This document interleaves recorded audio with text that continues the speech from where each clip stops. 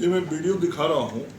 इन्होंने 7 जुलाई को ये बयान दिया है कि बिहार में कितने अस्पताल कोविड डेडिकेटेड काम कर रहे हैं, जबकि उस दिन तक 3 अस्पताल काम कर रहे थे। ये इन्होंने क्या कहा? पानी में डूब जाता है, जो इसका नाम है एक ही हॉस्पिटल, लेकिन बिहार की जनता के लिए एक ही हॉस्पिटल है, वो भी पानी में डूब जाता है, जो इसका नाम है NMCH। एकमात्र डेडिकेटेड हॉस्पिटल है कोरोना। ये तेजस्वी यादव जी बोल रहे हैं कि एकमात्र डेडिकेटेड कोविड हॉस्पिटल है NMCH 7 जुलाई को बता रहे हैं, जबकि राज्य की जनता और सबको जानते हैं कि 3 डेडिकेटेड कोविड हॉस्पिटल काम कर रहा है। लेकिन राज्य की जनता को झूठ बोलना, भ्रामक समाचार देना, बरगलाना, ये इनकी आदत बन गई और इसी तरीके से ये बयानबाजी करते हैं और इस तरीके से बयान करके लोगों में भ्रम पैदा करने की ये कोशिश करते हैं। ये मैं एक उदाहरण दे रहा हूं। ऐसे कई बयान इनके मिल जाएंगे इस बीच में, जिसमें इन्होंने गलत आंकड़े लोगों को जारी किए। लगातार ये नेता प्रतिपक्ष होते हुए भी गैर जिम्मेदाराना बयान देते हैं। कोरोना जब शुरू हुआ था, 1.5 महीना तक नेता प्रतिपक्ष गायब रहे थे, दिखाई नहीं पड़े थे। कहां थे आज तक नहीं बताया राज्य की जनता को कि ये कहां थे नेता प्रतिपक्ष। 1.5 महीना के बाद अवतरित हुए थे और अवतरित हुए तब जब इनको लगा कि अब कुछ बयानबाजी करके हम राजनीति में अपने को फिर से वापस ला सकते हैं। और इसी समय में पिछले साल भी चमकी बुखार आया था राज्य के अंदर। इस साल भी वो समय बीता, जून जुलाई का महीना बीता। पिछले साल भी चमकी बुखार के समय में मरीजों को देखने के लिए नहीं गए थे अस्पतालों के अंदर में मुजफ्फरपुर, और इस साल भी मरीजों को देखने चमकी बुखार में नहीं गए। मैं पिछले साल भी गया था और इस साल भी गया था और वहां बहुत बड़ा अस्पताल मैंने बनवाया। और पिछली बार जहां बहुत बड़ी संख्या में लोग मरीज बच्चे बने थे, इस वर्ष केवल लगभग 120 बच्चे अस्पतालों में आए हैं और दुखद मृत्यु केवल 14 बच्चों की हुई। कितना इसको सीमित किया गया संकट, बेहतर इलाज दे, लेकिन इनको फुर्सत नहीं मिला। बच्चे इस साल भी आए अस्पतालों में। यदि मन में इनको ममता थी, मन में दर्द था कि चमकी बुखार के बच्चों के प्रति जरा संवेदना व्यक्त करे, तो इनको अस्पताल में जाना चाहिए था, लेकिन नहीं गए। जांच के संदर्भ में मैं आज भी उस वक्तव्य पर कायम हूं।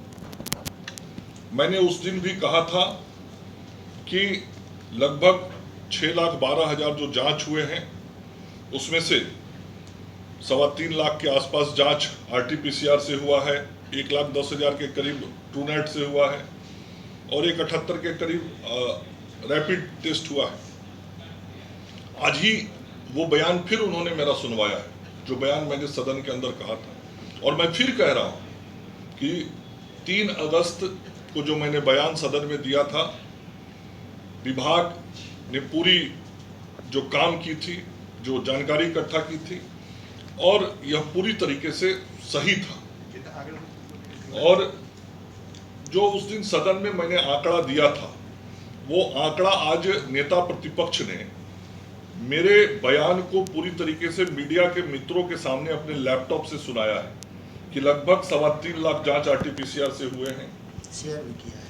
लगभग 1,10,000 जांच ट्रूनेट से हुए हैं और 1,78,000 के करीब रैपिड टेस्ट से हुए। मैं फिर कह रहा हूं कि उस दिन तक इतनी जांचें हुई थी और यह सत्य है।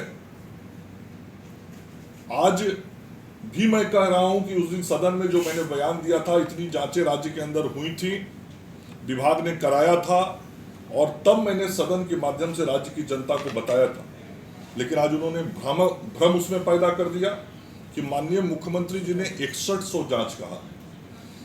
बहुत साफ तौर पे नेता प्रतिपक्ष समझ लें कि 6100 जांच के बारे में माननीय मुख्यमंत्री जी ने एक दिन के RT-PCR की क्षमता के बारे में बताई है, और 6100 RT-PCR और 4,400 ट्रूनेट की जांच के बारे में कुल मिला के इस पद्धति से 10,500 सैंपल प्रतिदिन जांच की बात माननीय मुख्यमंत्री जी ने बताई है। ये बात नेता प्रतिपक्ष को समझना चाहिए, गलत बयान नहीं देना चाहिए। माननीय मुख्यमंत्री जी ने कोई अभी तक 6100 जांच हुआ ऐसा नहीं कहा, जैसा उन्होंने आज बयान में मीडिया के मित्रों के सामने कहा। इसलिए नेता प्रतिपक्ष को मैं फिर कहता हूं कि यदि आप कुछ बोलिए, जिम्मेवारी के पद पे, जिम्मेवारी के साथ बोलिए, तथ्यों को जान समझ के बोलिए। और आज भी मैं कह रहा हूं, जो हमारी क्षमता RT-PCR मशीन और ट्रूनेट मशीन से मिलकर लगभग 10,500 जांच करने की क्षमता है, आज भी स्वास्थ्य विभाग इस जांच को पूरा कर रहा है। हम आज भी लगभग 10,400 के आसपास जांच प्रतिदिन RT-PCR और ट्रूनेट से केवल कर रहे हैं। उसके अलावे मुझे आज आप सब लोग को बताते हुए बहुत ही हर्ष हो रहा है कि जो जांच हमको बढ़ाना था, आज बिहार में जांच का आंकड़ा 1 लाख का आंकड़ा पार कर गया है।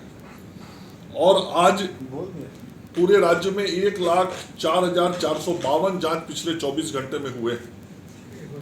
बिहार की आबादी लगभग 12 करोड़ के आसपास है और आबादी की दृष्टि से पूरे देश में सर्वाधिक जांच बिहार के अंदर हो रहा है। यह बिहार की जनता को राहत पहुंचा रहा है। यह जांच बिहार के गरीबों को राहत पहुंचा रहा है। सुदूर गांव में रहने वाले लोग आज कोरोना की जांच बेहतर तरीके से करा रहे हैं।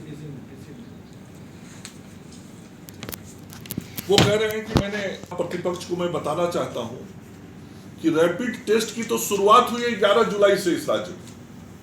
उसके पहले रैपिड टेस्ट से शुरुआत नहीं हो रही थी और नेता प्रतिपक्ष इसकी जानकारी प्राप्त कर ले। रैपिड टेस्ट की शुरुआत इस राज्य में जब 11 जुलाई से शुरू हुई तो उसके पहले तो जो जांच हमने किए वो RT-PCR से किया हमने जांच, वो ट्रूनेट से हमने जांच किया और राज्य की जनता को ज्यादा से ज्यादा जांच करने का हमको प्रयास करना था। हमने उस जांच को आज 1 लाख के ऊपर पहुंचा दिया है। माननीय मुख्यमंत्री जी ने निर्देशित किया है कि इस RT-PCR ट्रूनेट जांच को हमको 20,000 के आंकड़े के ऊपर ले जाना है। उसकी भी कार्य योजना बहुत साफ तौर पे हम लोगों ने बनाई।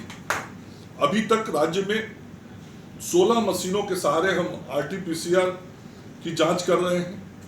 105 मशीनों के सहारे, ट्रूनेट मशीनों के सहारे जांच कर रहे हैं।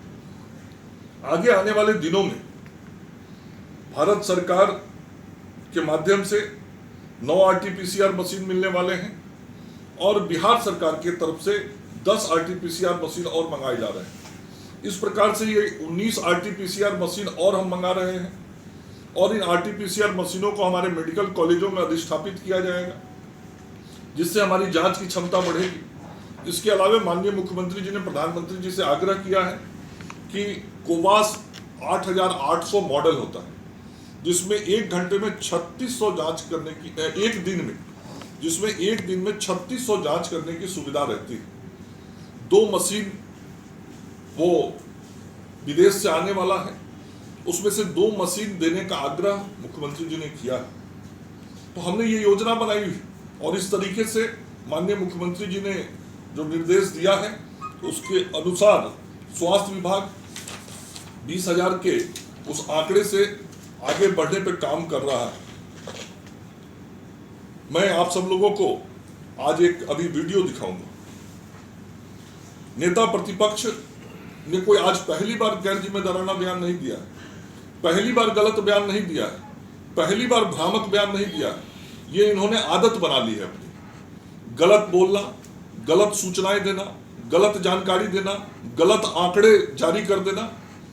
ये मैं 7 जुलाई का उनका एक वीडियो आप सब लोगों के सामने दिखा रहा हूं, जिस दिन बिहार में 3 कोविड डेडिकेटेड हॉस्पिटल काम कर रहा था।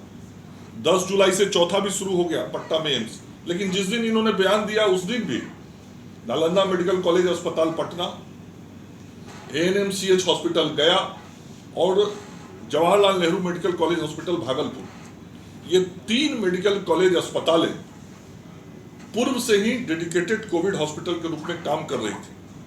लेकिन नेता प्रतिपक्ष क्या बोलते हैं, 7 जुलाई को उनका मैं ये वीडियो दिखा रहा हूं और ये 7 जुलाई का इनका बयान है। 7 जुलाई को क्या किस तरीके से भ्रम पैदा कर रहे हैं, सुनिए इनकी बात को। गरीबों के साथ बिहार के उठा के के साथ पूर्ण मजाक उठा लीजिए। ठीक है वहीं रखिए में आई है तो वेंटिलेटर की व्यवस्था करवाई गई है 6 डॉक्टर। गरीबों के साथ बिहार के आम नागरिकों के एक मिनट तो कोरोना को लेकर के तो मन ही मन तो सब जान रहा है क्या क्या स्थिति है।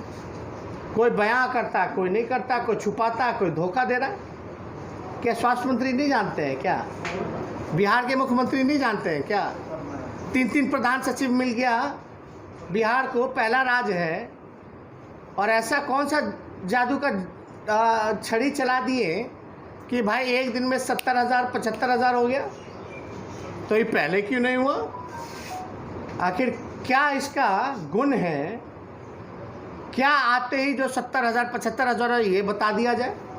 ये 5 महीने बाद क्यों हो रहा है? पहले ही हो जाता, बताना ना चाहिए। अब अद्भुत बात यह है कि 70,000 75,000 जांच हो रहा है। पहले 5,000 6,000 10,000 जांच होती थी, 15,000 जांच होती थी, संख्या 3,000 संक्रमित पाए जाते थे, 4,000 2,000, है कि नहीं?